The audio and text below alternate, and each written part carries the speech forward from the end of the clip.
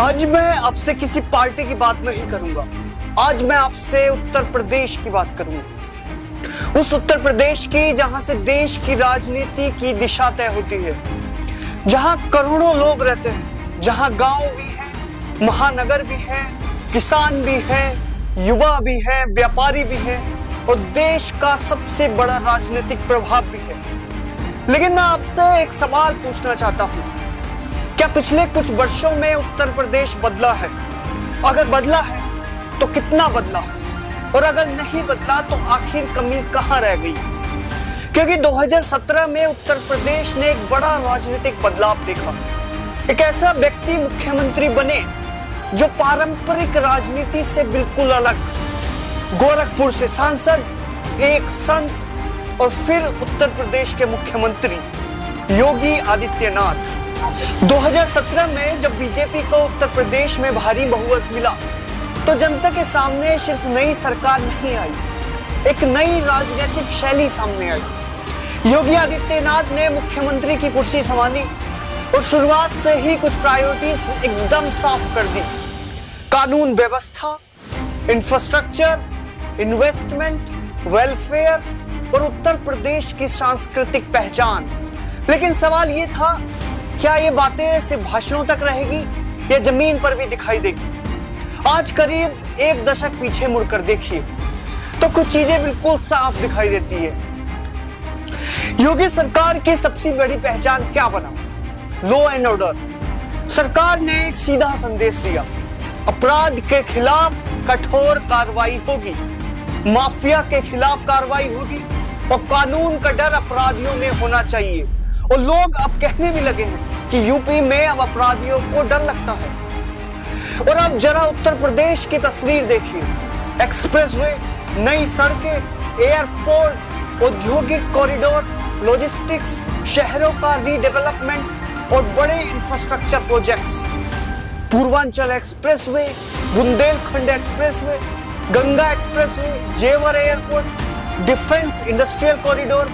और ये सिर्फ कंक्रीट और एस्फेल्ट की कहानी नहीं है, क्योंकि सड़क सिर्फ सड़क नहीं होती। सड़क बाजार को जोड़ती है, सड़क किसान को मंडी से जोड़ती है, सड़क फैक्ट्री को सप्लायर से जोड़ती है और सड़क गांव को शहर से जोड़ती है। और कनेक्टिविटी पूरी इकोनॉमी को बदल सकती है। लेकिन यहाँ भी असली सवाल यही है कि क्या ये इंफ्रास्ट्रक्चर इकोनॉमी को अपॉर्चुनिटी में बदलेगा? क्योंकि पुल बनाना आसान है, सड़क बनाना आसान है, लेकिन उस सड़क पर उद्योग चलाना और रोजगार पैदा करना असली चुनौती होती है। तो योगी सरकार ने एक बड़ा सपना हमारे सबके सामने रखा, उत्तर प्रदेश को $1 ट्रिलियन इकोनॉमी बनाना। इन्वेस्टर समिट हुए, MOUs हुए, इंडस्ट्रियल पॉलिसीज आई, नई कंपनियों को उत्तर प्रदेश में बुलाने की कोचिंग हुई। सरकार कहती है उत्तर प्रदेश के पास एक बहुत बड़ा एडवांटेज है, बाजार उत्तर प्रदेश के पास है, मानव संसाधन उत्तर प्रदेश के पास है, जमीन उत्तर प्रदेश के पास है और कनेक्टिविटी अब उत्तर प्रदेश के पास हो गई है। और देश के सबसे बड़ा कंज्यूमर मार्केट उत्तर प्रदेश के पास है। लेकिन मैं आपसे एक बात कहना चाहता हूँ, MOUs और फैक्ट्री में फर्क होता है। कागज पर इन्वेस्टमेंट प्रपोजल होना एक अलग बात है और जमीन पर फैक्ट्री चलाना दूसरी। फैक्ट्री लगना एक बात है और उसमें हजारों युवाओं को अच्छी नौकरी मिलना दूसरी। इसलिए असली सवाल ये नहीं होना चाहिए कि कितने करोड़ के MOUs हुए, असली सवाल होना चाहिए कि कितने करोड़ जमीन पर लगे। उससे भी बड़ा सवाल कितने लोगों की आमदनी बढ़ी। अब बात सबसे बड़े सवाल की, जो है रोजगार। उत्तर प्रदेश की सबसे बड़ी ताकत क्या है? उसका युवा। लेकिन यही उसके सबसे बड़ी चुनौती भी है।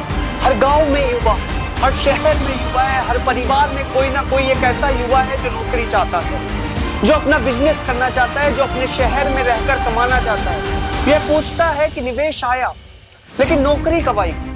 ये सवाल एकदम से बिल्कुल छोटा नहीं है, क्योंकि किसी भी सरकार की सबसे बड़ी परीक्षा उसके भाषणों से नहीं, उसके युवाओं की जिंदगी से होती है। सरकार स्किल डेवलपमेंट की बात करती है, MSMEs की बात करती है, स्टार्टअप्स की बात करती है, इंडस्ट्रियलाइजेशन की बात करती है, लेकिन आखिर अंतिम परिणाम क्या होना चाहिए? युवाओं को अवसर, और एक ऐसा अवसर जिसमें सम्मान हो, जिसमें स्थायी इनकम हो, जिसने उसे अपना घर पर छोड़कर हजारों किलोमीटर दूर न जाना पड़े। यही योगी सरकार की सबसे बड़ी इकोनॉमिक परीक्षा है। अब उत्तर प्रदेश को आप सिर्फ लखनऊ से, नोएडा से और ग्रेटर नोएडा से नहीं समझ सकते। उत्तर प्रदेश अगर आपको असलियत में समझना है तो गांव में जाइए, किसान के घर जाइए, छोटे दुकानदार से मिलिए, एमएसवीज वाले से मिलिए, छोटे उद्योगपति से मिलिए, क्योंकि उत्तर प्रदेश की इकोनॉमी का असली आधार यही लोग हैं। अगर बड़ा इन्वेस्टमेंट आता है लेकिन छोटे व्यापारी की हालत नहीं बदलती तो ग्रोथ अधूरी है। अगर एक्सप्रेसवे बनता है लेकिन किसान को अपनी उपज का बेहतर बाजार नहीं मिलता तो डेवलपमेंट अधूरा है। अगर स्टार्टअप इकोसिस्टम बनता है लेकिन छोटे शहर का युवा उसमें प्रवेश में नहीं कर पाता तो अपॉर्चुनिटी अधूरी है। डेवलपमेंट का मतलब सिर्फ बड़े शहरों का डेवलपमेंट नहीं, डेवलपमेंट का मतलब है गांव से लेकर महानगर तक अवसर। अब बात उस विषय की जिसके बिना योगी आदित्यनाथ की राजनीति को समझना एकदम असंभव है। हिंदुत्व, अयोध्या, राम मंदिर, काशी और धार्मिक पर्यटन व सांस्कृतिक विरासत। योगी सरकार ने उत्तर प्रदेश की कल्चरल आइडेंटिटी को अपनी राजनीति का बड़ा हिस्सा बनाया। समर्थकों के लिए यह सभ्यता और संस्कृति का पुनर्जागरण है, आलोचकों के लिए राजनीति और धन के बड़े संबंध का उदाहरण है। लेकिन इस बात से इनकार नहीं किया जा सकता, योगी सरकार ने उत्तर प्रदेश की राजनीति में डेवलपमेंट और कल्चरल आइडेंटिटी को एक साथ रख दिया। यानी एक तरफ एक्सप्रेस वे है, दूसरी तरफ अयोध्या, एक तरफ इन्वेस्टमेंट समिट है और दूसरी तरफ धार्मिक पर्यटन, एक तरफ इंडस्ट्रियल कॉरिडोर है और दूसरी तरफ काशी अयोध्या का रिडेवलपमेंट। यही है योगी मॉडल की राजनीतिक पहचान। लेकिन सरकार सिर्फ बड़े प्रोजेक्ट्स में नहीं चलती, सरकार चलती है आम आदमी की जिंदगी से, गरीब के घर से, महिलाओं की सुरक्षा से, किसानों की जरूरतों से, बच्चे की शिक्षा से और परिवार के हेल्थ केयर से। योगी सरकार ने वेलफेयर डिलीवरी और टेक्नोलॉजी बेस्ड गवर्नेंस पर भी बिल्कुल जोर दिया है। लेकिन यहाँ भी सवाल वही है, योजना बनाना पर्याप्त नहीं है, योजना का लाभ सही व्यक्ति तक पहुंचना चाहिए। कागज पर बेनिफिशियल नहीं, जमीन पर लाभार्थी चाहिए। यही गुड गवर्नेंस की असली कसौटी है। तो आखिर योगी मॉडल है क्या? अगर मुझसे कोई पूछे योगी मॉडल क्या है तो मैं कहूंगा कि योगी मॉडल सिर्फ एक चीज नहीं है, ये 5 चीजों का कॉम्बिनेशन। पहली, स्ट्रॉन्ग लॉ एंड ऑर्डर। दूसरी, एग्रेसिव इंफ्रास्ट्रक्चर पुश। तीसरी, इन्वेस्टमेंट और इंडस्ट्रियलाइजेशन। चौथी, वेलफेयर और टेक्नोलॉजी। और 5वीं, हिंदुत्व और कल्चरल आइडेंटिटी। लेकिन हर मॉडल की तरह इस मॉडल की भी परीक्षा है, और यह परीक्षा आने वाले 7 वर्षों में होगी। क्योंकि आखिर में जनता पूछेगी, क्या मेरे बच्चे को नौकरी मिली? क्या मेरे गांव में सड़क के साथ मार्केट आया? क्या किसान की इनकम बढ़ी? क्या छोटे व्यापारी का कारोबार बढ़ा? क्या इंडस्ट्री जमीन पर आई? क्या इन्वेस्टमेंट एम्प्लॉयमेंट में बदला? क्या कानून सबके लिए बराबर रहा? और सबसे महत्वपूर्ण, क्या उत्तर प्रदेश के आम आदमी की जिंदगी बेहतर हुई? यही सवाल किसी भी सरकार की असली परीक्षा है। 2017 से अब तक उत्तर प्रदेश की राजनीति बदल चुकी है। योगी आदित्यनाथ ने राजनीति की भाषा बदल दी, लॉ एंड ऑर्डर को पॉलिटिकल आइडेंटिटी बनाया, इंफ्रास्ट्रक्चर को डेवलपमेंट स्ट्रेटेजी बनाया, इन्वेस्टमेंट को इकोनॉमिक एम्बिशन बनाया और हिंदुत्व को गवर्नेंस नैरेटिव के साथ जोड़ दिया। लेकिन इतिहास किसी मुख्यमंत्री को सिर्फ उसके भाषणों से याद नहीं रखता।